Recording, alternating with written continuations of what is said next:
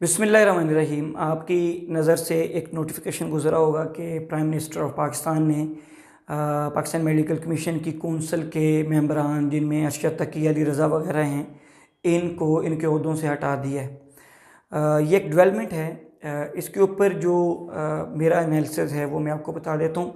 मैंने रब्ता करने की कोशिश की अभी कुछ हुकूमती अहदेदारों से, लेकिन मेरा रब्ता नहीं हो सका। लेकिन मैं अपना एनालिसिस आपके साथ जो है वो शेयर कर देता हूँ कि आगे क्या हो सकता है। एक तो ये है कि जी पीएमसी की जो कौंसल जिसको बरतरफ कर दिया गया है, हटा दिया गया है, ये कौंसल अरशद तकी, डॉक्टर अरशद तकी, अली रज़ा, ये सारे लोग जो हैं ये पीएमडीसी की बहाली में रुकावटें खड़ी कर रहे थे। और उन रुकावटों को हटाने के लिए कौंसल को चेंज कर दिया गया, पीएमसी को।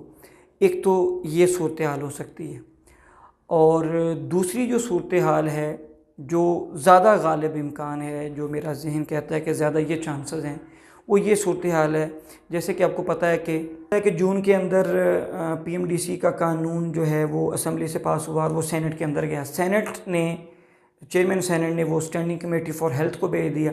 अब वहाँ पर ये हुमायूं मोहम्मद साहब जो हैं वो अपोजिशन से हैं, पीटीआई से उनका ताल्लुक़ है, तो वो चेयरमैन है।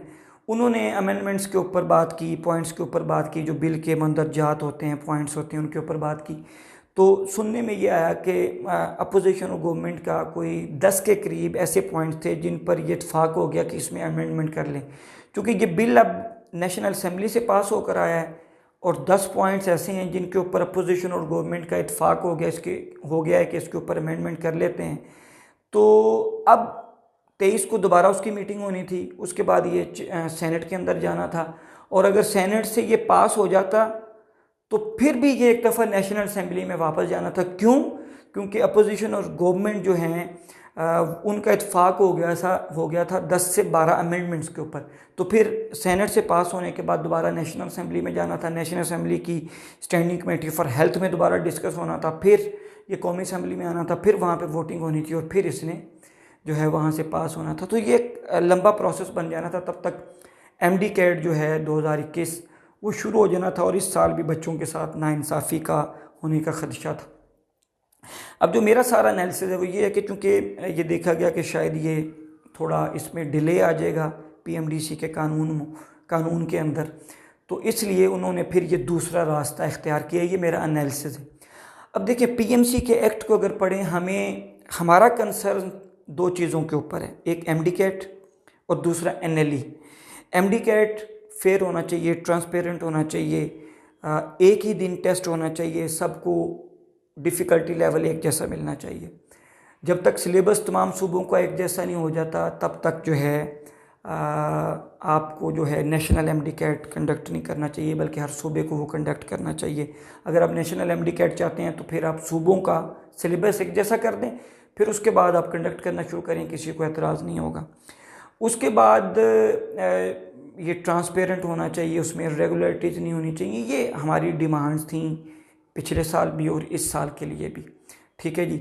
एक हमारा पीएमसी एक्ट में जो एमडी कैट उसके ऊपर इशू था, और दूसरा एनएलई के ऊपर कि अपने जो ग्रेजुएट्स हैं, आपके किंग एडवर्ड के पढ़े लोग हैं, अल्लामा इकबाल के पढ़े लोग हैं, खैबर मेडिकल यूनिवर्सिटी के पढ़े लोग हैं, उनसे भी क्यों ले रहे हैं एनएलई, उनसे क्यों दोबारा से भारी फीसें ले रहे हैं बच्चों से।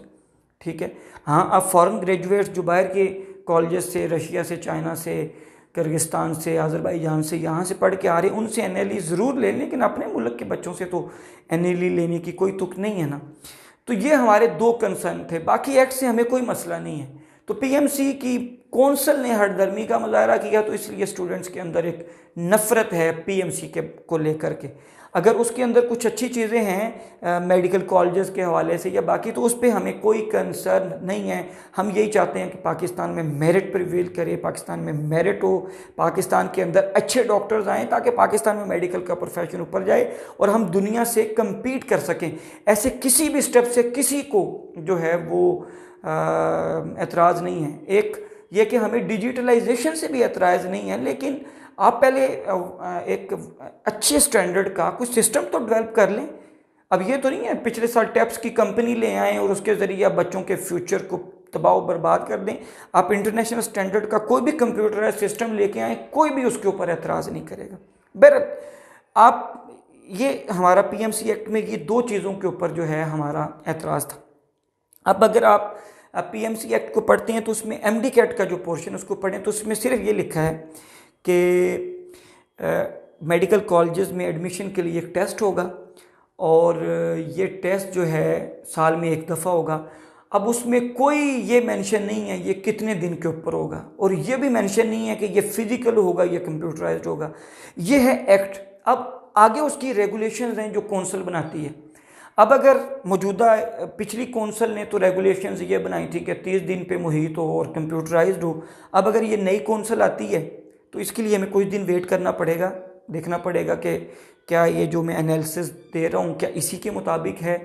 अगर नई कौंसिल आती है और वो नई रेगुलेशंस बना देती है कि नहीं भाई टेस्ट एक ही दिन होगा, और जब तक हम कोई स्टैंडर्डाइज्ड कंप्यूटराइज सिस्टम नहीं बना लेते तब तक फिज़िकल होगा, ठीक है जी, या उसकी जो भी वो सूरत हाल बनाते हैं, और की बच्चों को दी जाएगी, रीचेकिंग की कोई मैकेनिज़्म किस तरीके का होगा, ये सारी जो चीज़ें हैं ये उन रेगुलेशंस के अंदर तय होनी है। तो as far as MD cat is concern in PMC act, तो उसमें नई रेगुलेशंस अगर आ जाती हैं नई कौंसिल के थ्रू, तो जो एमडी कैट का हमारा मसला था या जो हमारी डिमांड्स थी वो इसी पीएमसी एक्ट के होते हुए हल हो सकती हैं। इसमें कोई किसी किस्म का इशू नहीं होगा।